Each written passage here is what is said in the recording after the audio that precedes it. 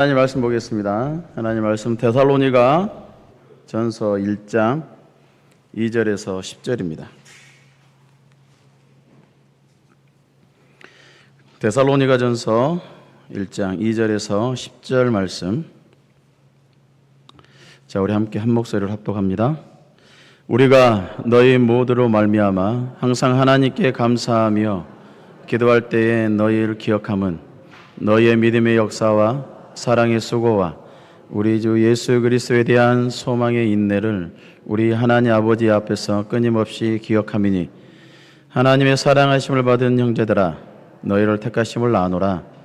이는 우리 복음이 너희에게 말로만 이룬 것이 아니라 또한 능력과 성령과 큰 확신으로 된 것임이라. 우리가 너희 가운데서 너희를 위하여 어떤 사람이 된 것은 너희가 아는 바와 같으니라.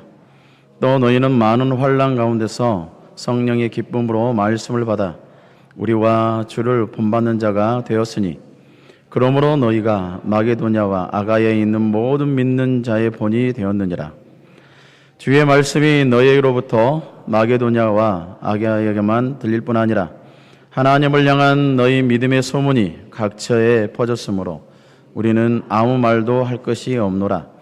그들이 우리에 대하여 스스로 말하기를 우리가 어떻게 너희 가운데 들어갔는지와 너희가 어떻게 우상을 버리고 하나님께로 돌아와서 살아계신 참되신 하나님을 섬기는지와 또 죽은 자들 가운데서 다시 살으신 그의 아들이 하늘로부터 강림하신 것을 너희가 어떻게 기다리는지를 말하니 이는 장래의 노하심에서 우리를 건지시는 예수시니라. 아멘. 우리는 신앙생활을 하면서 하나님께서 과연 어떤 사람을 기뻐하실까?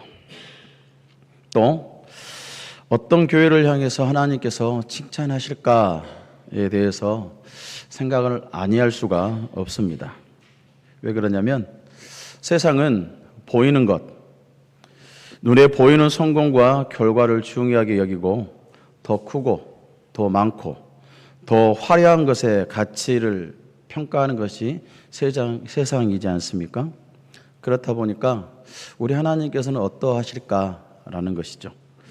성경은 처음부터 끝까지 하나님의 평가는요, 사람의 평가와 다르다라는 사실을 언제나 우리에게 가르쳐주고 있다라는 사실입니다. 사람은 외모로 사람을 평가하지 않습니까? 그러나 우리 하나님께서는 우리의 중심을 보십니다.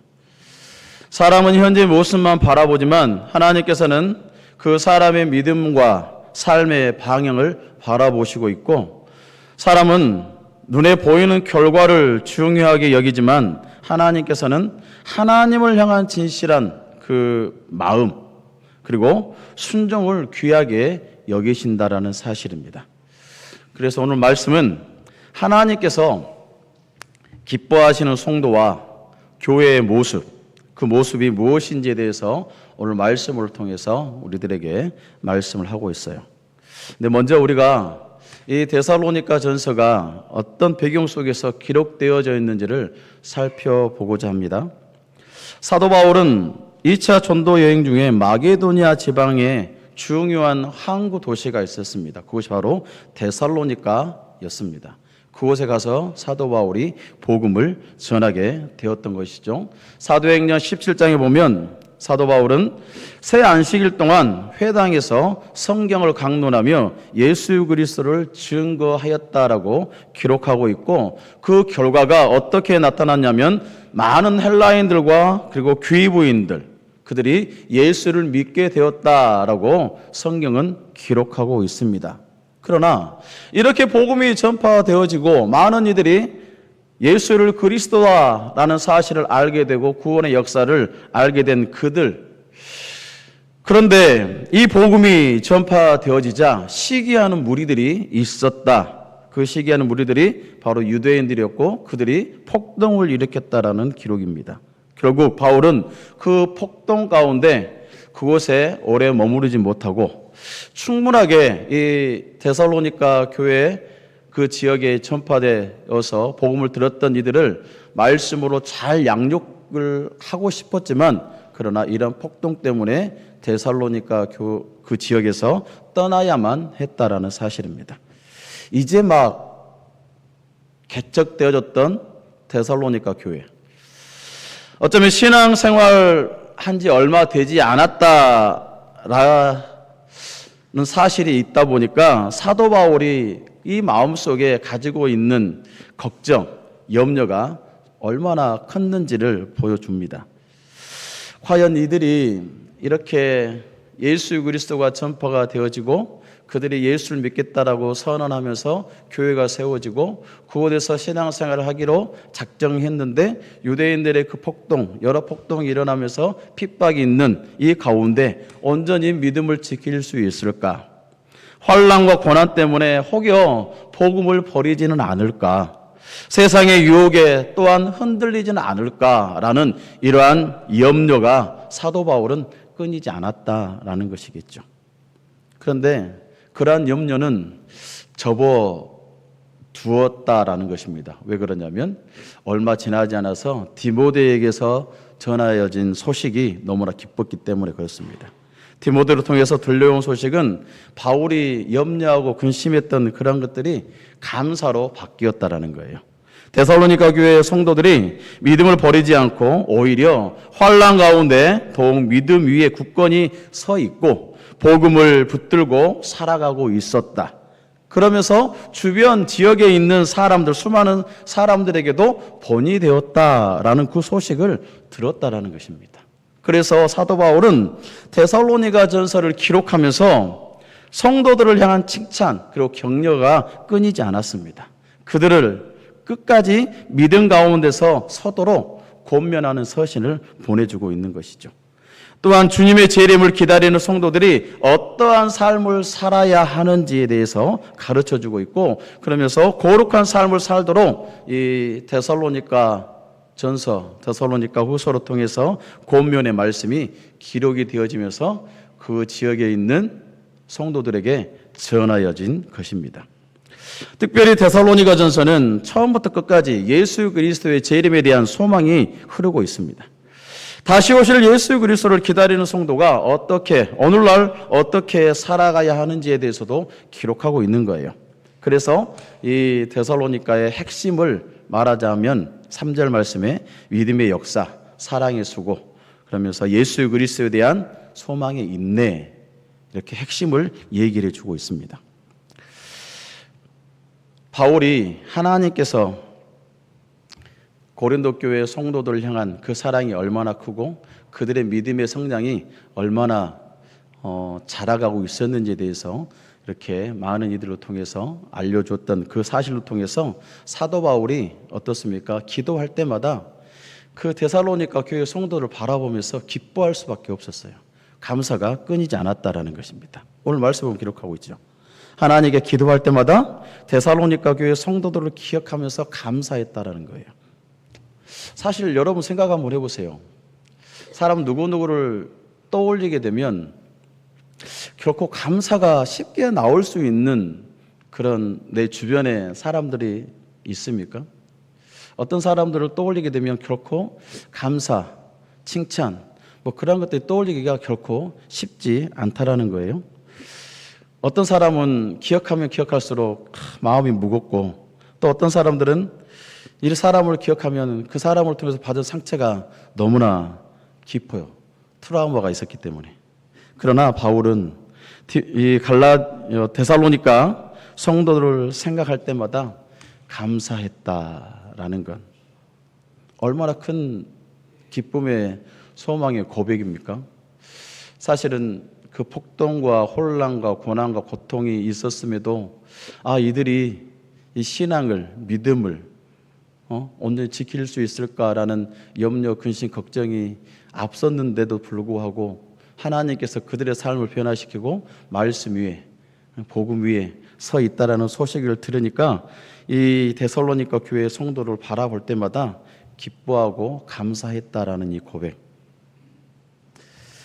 하나님께서 그들의 이 데살로니가 교회 성도들의 삶 가운데서 나타내어지는 이 열매가 풍성했기 때문에 그렇게 얘기할 수가 있습니다. 그 열매는 뭐냐면 믿음의 역사와 사랑의 수고와 소망의 인내였다라는 것입니다. 우리가 이 땅 가운데 살아가면서 이 시대를 살아가면서 이러한 열매가 풍성하게 맺혀지기를 간절히 바랍니다. 그래야 우리 하나님께서 기뻐하시지 않을까요? 그래야 우리 광주 무등교를 통해서 하나님께서 하나님의 역사를 이루시지 않을까요? 다시금 부흥이 일어나기를 간절히 소망하면서 살아가는, 그래서 아름다운 열매를 맺는 저와 여러분들이 되어지기를 간절히 바랍니다. 먼저 바울은 믿음의 역사를 기억하고 있습니다. 여기서 말하고 있는 믿음은 단순한 지식이 아니라는 거예요. 종교적인 동의도 의미하지 않습니다. 참된 믿음은 뭐냐면 내가 예수 그리스도를 받아들이고 그렇게 살아가는 삶에 통해서 나타나지는 건 뭐냐면 삶이 움직인다라는 거예요. 움직인다라는 것은 뭐냐면 변화입니다. 변화가 있어야 돼요. 반드시 나타나는 건 뭐냐면 행동으로 보여져야 한다라는 것입니다. 그게 믿음이에요. 우리가 성경에서 많은 이들을 보지만 특별히 아브라함을 보면 하나님의 말씀을 이 아브라함을 믿었기 때문에 본토 친척과 아버지의 집을 떠날 수가 있었어요. 하나님께서 찾아오셔서 떠나라라고 했음에도 불구하고 하나님의 말씀을 믿었기 때문에 아브라함이 그 집에서 아버지에서 떠날 수가 있었다. 노아도 마찬가지죠. 그 120년의 시간 동안 어떻게 방주를 만들 수가 있어요? 하나님께서 하시는 것을 믿었기 때문에 오랜 시간 동안 비가 오지 않은데도 불구하고 방주를 만들 수가 있었습니다. 모세 보세요. 하나님의 약속을 믿었기 때문에 애굽의 모든 영광을 버렸습니다. 그리고 하나님의 백성과 함께 고난의 길을 선택하면서 걸어갈 수가 있었어요. 믿음은 이처럼 능력이 나타나야 되고 그 능력이 나타나게 되면 변화가 있어야 됩니다. 변화가 나타나는 것이 온전한 믿음이라는 것이죠. 우리가 이렇게 주일에만 예배하면서 예배를 하지만 주일에만 믿음 있는 사람으로 그런 모습으로 보여져서는 안 된다는 거예요. 우리의 삶의 현장에서 주일에 예배하고 일주일의 삶의 현장에서 나는 그리스도인이다라는 것을 보여줘야 한다라는 것입니다. 하나님을 신뢰하면서 나아가는 우리의 모습이 있어야 되겠죠. 교회 안에서만 경건한 척하면 무슨 소용이 있습니까? 우리 안에서 모두가 다 크리스찬인데 세상에서 나는 하나님을 믿는 예수 그리스도인답게 살아가는 그 모습이 우리의 삶 가운데서 모습 가운데서 보여져야 합니다. 환경을 바라보는 것이 아니라 먼저 하나님을 바라봐야 되는 것이고 우리가 가지고 있는 문제보다도 약속을 붙들고 나아가는 그런 모습이 우리 안에 있어져야 그 사람이 진정한 믿음의 사람이다. 참된 믿음을 가지고 있다라고 얘기할 수 있습니다. 그러나 결코 이 믿음의 길을 걸어간다는 것은 결코 쉽지만은 않죠. 우리가 너무나 잘 알고 있습니다. 이 믿음 때문에 우리는 때로는 손해볼 수가 있습니다. 우리가 이 믿음 때문에 이해하지 못할 그 상황을 만나기도 합니다.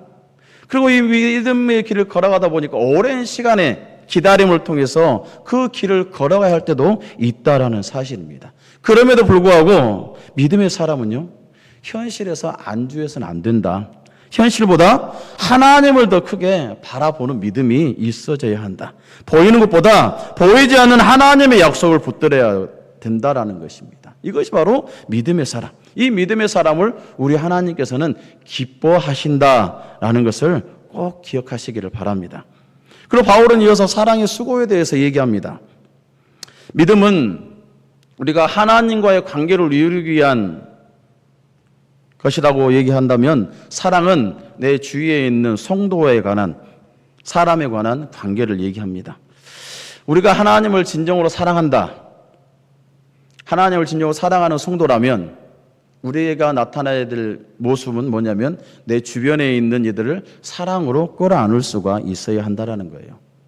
나는 하나님을 사랑합니다. 하나님을 극진히 사랑합니다. 하나님을 제 일처럼 사랑합니다 라고 입술로만 고백하면 뭐합니까? 집안에서는 항상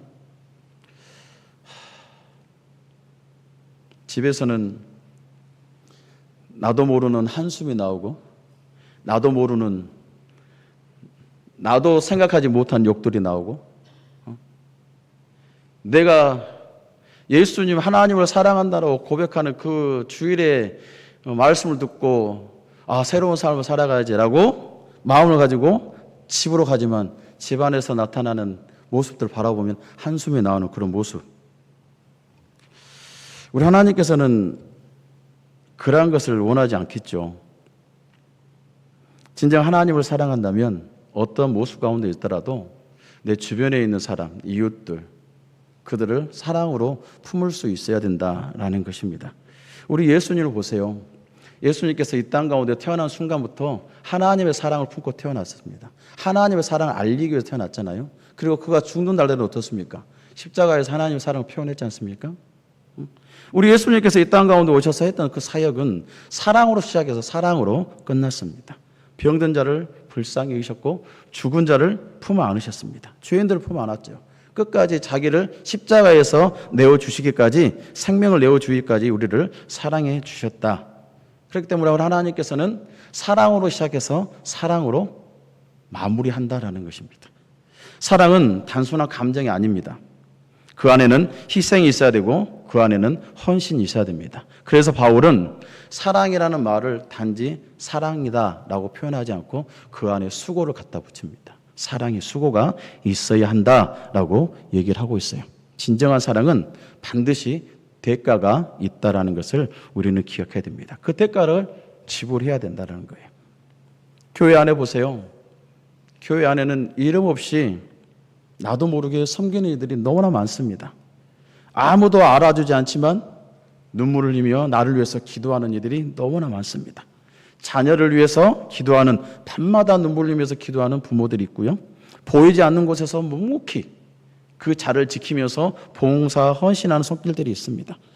사람들은 알아주지 못하지만 그러나 우리 하나님께서는 그들의 수고를 기억하십니다. 그들의 눈물을 기억하시고 그들의 기도를 기억하시며 그들의 헌신을 기억하시고 있다라는 사실을 우리는 기억해야 합니다. 그럼 우리는 사람의 칭찬을 기대하며 섬기는 것이 아니라 하나님을 바라보면서 섬김의 모습으로 나아가야 합니다. 사람은 잊어버릴 수 있지만 우리 하나님께서는 결코 잊지 않으신다는 사실, 하나님께서는 사랑으로 드려진 그 모든 수고를 기억하시고 잊지 않으시고 반드시 갚아주시는 하나님이십니다. 이 하나님을 소망하면서 살아가는 저와 여러분이 되어지기를 간절히 원합니다.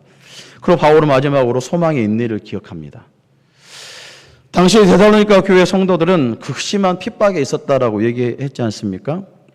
그 극심한 핍박으로 인해서 이들의 믿음을 버리지 않을까라는 그러한 걱정도 있었지만, 그러나 이 데살로니가 교회 성도들은 결코 믿음을 버리지 않았다. 왜냐하면 다시 오실 주님을 소망하고 있었기 때문에 그렇습니다.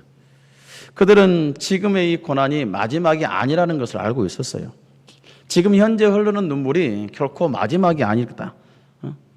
영원히 마르지 않을 것이다. 장차 다시 오실 주님, 그 주님께서 하나님의 나라를 완성하시고 모든 눈물을 닦아주실 것을 믿고 나아갔기 때문에 끝까지 승리할 수가 있었다라는 거예요. 그렇기 때문에 우리 성도들의 인내는 체념에서 끝나서는 안 됩니다. 그리고 성도의 기다림은 포기하지 않습니다. 하나님의 약속을 신뢰하며 끝까지 기다리는 것, 반드시 이루실 거라는 것을 믿고 나아가는 그런 믿음이 우리 가운데, 우리 삶 가운데 있기를 간절히 바랍니다. 아브람 보세요.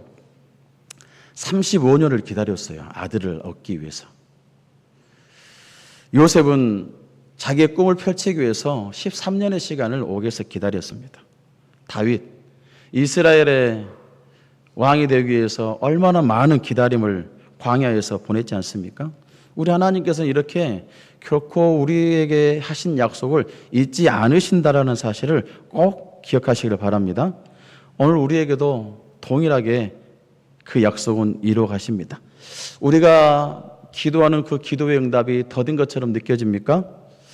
더딘 것처럼 느껴질지 몰라도 하나님은 결코 일하지 않는 분이 아니라 끝까지 우리를 위해서 일하고 계신다라는 것.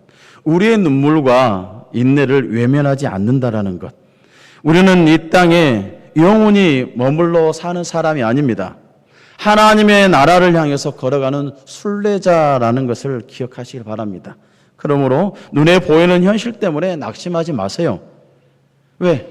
다시 오실 주님이 계시기 때문에 그 주님을 바라보면서 살아가야 합니다. 사도 바울은 4절에서 얘기합니다. 데살로니가 교회 성도들이 하나님의 사랑하심을 받은 자들이다. 그들은 하나님의 택하심을 받은 자들이다 라고 말씀하고 있어요. 이 데살로니가 교회 성도들은 믿음을 지킬 수 있었던 것은 그들이 자신이 능력이 있어서가 아니에요. 그들의 권능이 있어서가 아닙니다. 그들이 믿음을 지킬 수 있었던 것은 하나님의 은혜가 있었기 때문에 믿음을 지킬 수가 있었던 거예요. 우리는 이걸 기억해야 됩니다.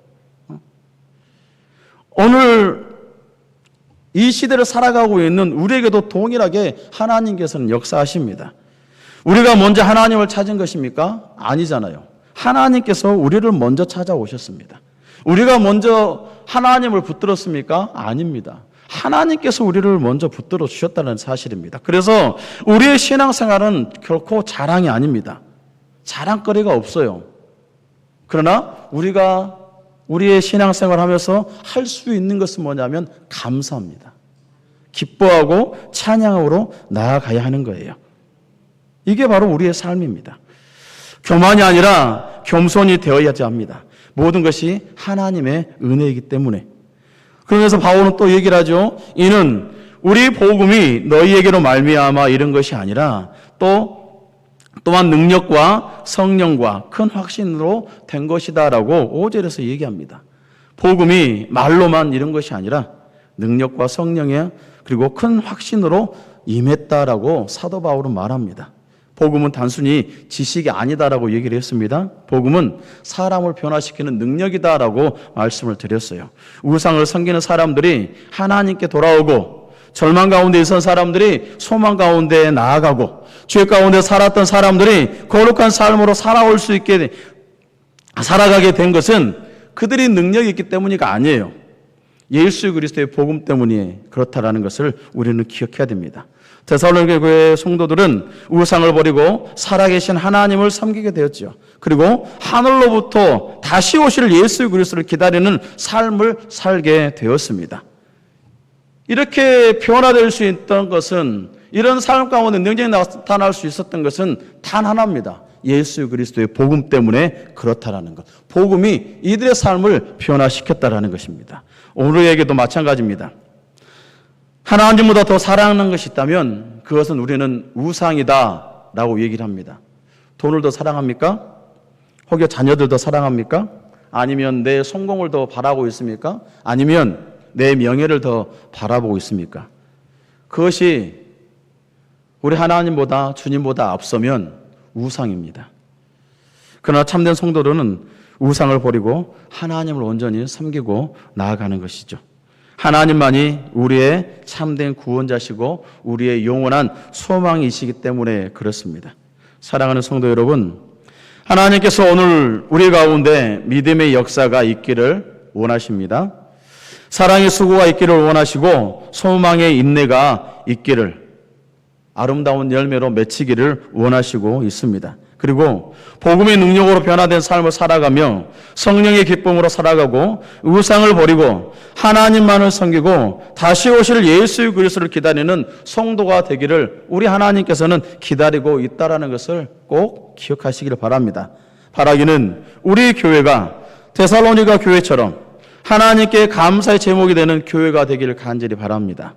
우리의 가정이 믿음의 본이 되는 가정이 되기를 간절히 바랍니다. 우리의 삶이 복음을 전하는 통로가 되기를 간절히 바랍니다. 이 은혜가 우리 삶 가운데 있기를 간절히 원하고, 그리고 마지막 날 주님 앞에 서는 그날 세상의 칭찬보다 잘하였다, 착하고 충성된 종아 라는 이 하나님의 음성을 듣고 칭찬받는 우리 모든 성도들이 되어지기를 간절히 바랍니다. 기도하겠습니다.